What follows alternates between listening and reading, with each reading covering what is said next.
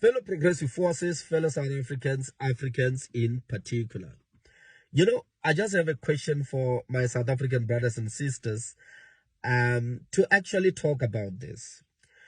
Put yourself in this person's shoes. This is a situation. A person come into South Africa legally. He comes through documents, fine, everything is fine. And while in the country, this person now happen to have a family where you have children and then you've got a wife and all of that. But eventually, as you try to renew your documents, then all of a sudden, Home Affairs start to reject your application. And you've got children here who are very young in the main. What do you then do? You are from Zimbabwe, you are from Mozambique, Botswana, Lesotho. I'm just referring to certain countries in the main. Whether even beyond, in the east, Uganda and all of that, in the west, Burkina Faso, Mali, and various other countries, including the North and the Central African continent. What do you then do? You are now illegal because the fact that your application was rejected, that will mean that you are now illegal. And the children are attending school here. You have built your home here. Your life is literally here now.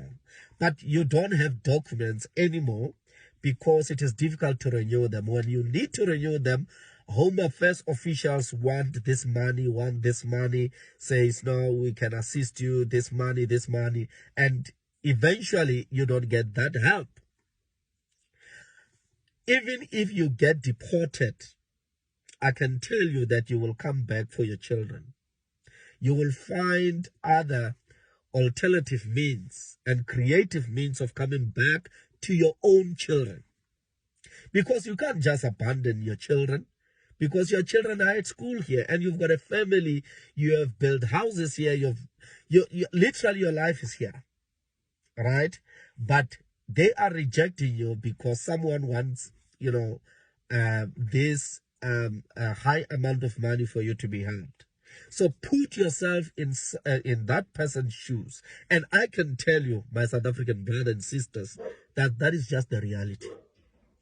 That the people remember when someone is illegal, there is underground economic activity which is amounting to billions out of people who are illegal in the country.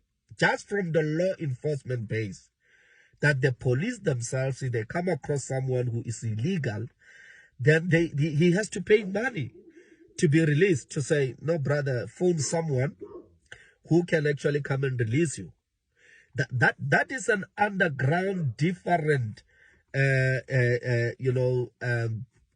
economic activities that is amounted to billions, which is illegal, by the way. Right? So just put yourself in that person's shoes. Most African brothers and sisters who are here, none of them, I mean none, not even a single one of them, wants to be illegal in any country. And lastly, let me remind you that if you keep people status illegal and making it difficult for them to renew their documents and to be legal in the country so that they can pay tax, so that they can follow the laws of this country, you are then turning them into criminals.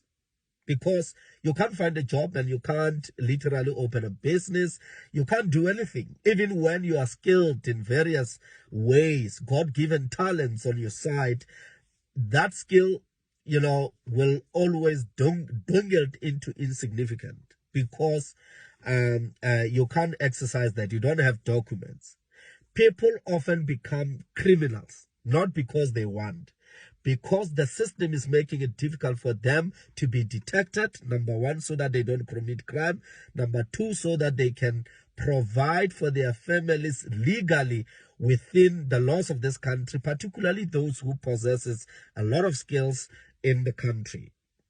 So I can tell you now that the more we make it difficult for people to get documents, the high level of crime that will happen. And there is no amount of drones and security personnel can be deployed to prevent people, Africans, from moving, in the African continent.